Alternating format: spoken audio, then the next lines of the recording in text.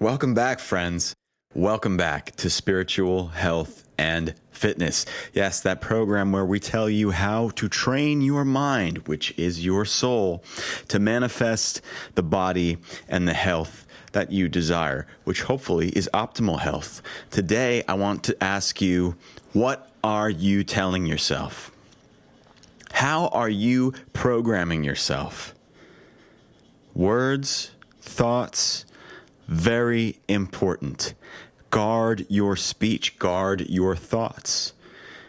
Because the way you frame your thoughts in your mind becomes your destiny. What do you think is possible?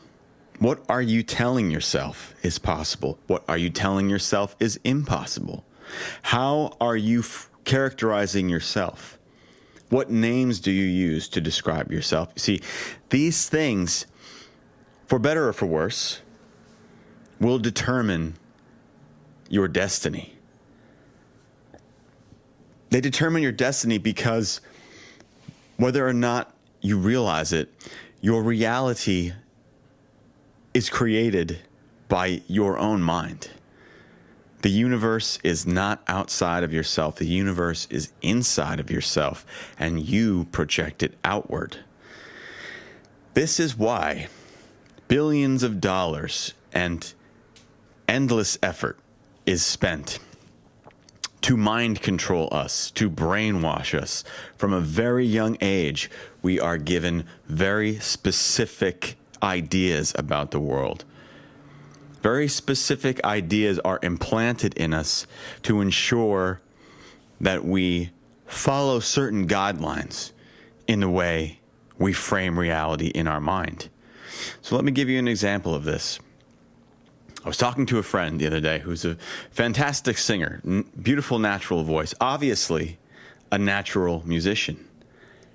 And somebody else asked him, "Are you a musician?" And he said no.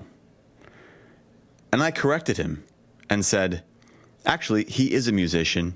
He just doesn't practice. And this was a revelation to my friend who is a musician and who just doesn't practice. But because he's been telling himself he's not a musician, maybe it's a "I'm not good enough" thing, which, by the way, is implanted in you from a very young age. He hasn't been considering himself to be this thing, which he really is. And if he were to consider himself to be this thing, then he would much more likely take the actions that are required of him to excel in this field. But once again,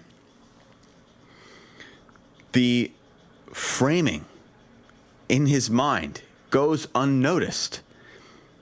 He is quick to say, "I am not this thing," when in reality, he is this thing. And this is true of so many things in our life, which is why constant vigilance is required. As you go about your day, as you go about your waking life, you will have thoughts. You will think of things. The thoughts just happen. And you need to watch those thoughts. You need to listen to those thoughts and understand how they are characterizing yourself and your reality. And if they are characterizing yourself and your reality in a way that is undesirable, in a way that you know is self-defeating, it behooves you to correct that framing, to correct your thought and restate it to yourself. No. That's not what I want to be thinking. I want to be thinking this going forward.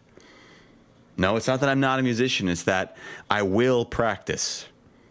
Another friend once in a conversation said, "I need to work on manifesting." I quickly corrected him and said, "I will work on manifesting."